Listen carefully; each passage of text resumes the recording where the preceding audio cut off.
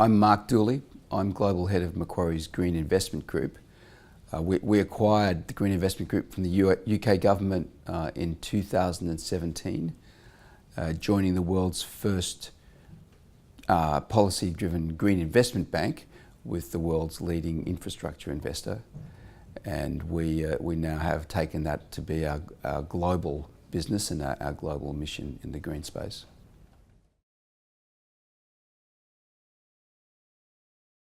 We look for renewables projects that have been well structured, that have the benefit of a robust business case, which could be based on some kind of policy intervention from government, a CFD in the UK or green certificates in other markets, or could be based on a private sector business case where a private sector off-taker has made a sufficient long-term commitment to give us the confidence to move forward. In terms of technologies, renewables continues to move fast. So we're always having to come to terms with new generations of existing technology.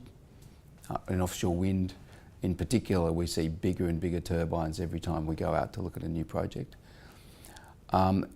We're willing to look at brand new technologies rather than evolutions, but the degree of provenness that we need to see in terms of pilot projects is really important to us. The confidence that we can have in the profile of that technology in terms of its performance and the challenges of making it operational, something we spend a lot of time analysing. So the falling cost of renewables is, at first blush, it looks like just a progression, gradual good news, making the opportunity to invest in renewables a bit easier and more attractive. Actually, it's now reached a point where I can see very strongly that this is a structural shift that's been achieved.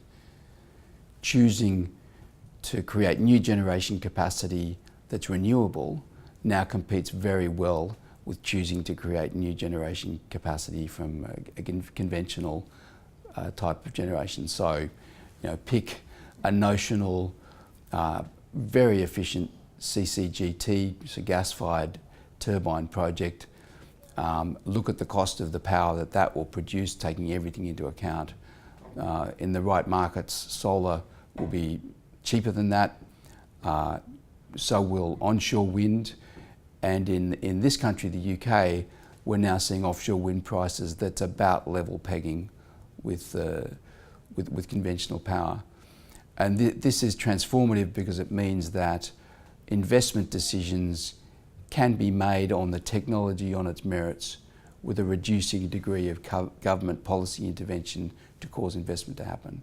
So this is a very special moment in the evolution of the low carbon economy. The cost of capital for renewables projects are driven by primarily macro forces that are driving the wider infrastructure investment market, to be honest. The things that are driving that wider market are overwhelmingly the rising commitment of investors to infrastructure and energy as an asset class within their broader portfolio. And to give you a sense there, maybe a typical allocation, a typical target allocation in, say, US pension funds is 4 to 5%. They've probably got their actual levels in the 2 to 3% range, so they're playing catch up.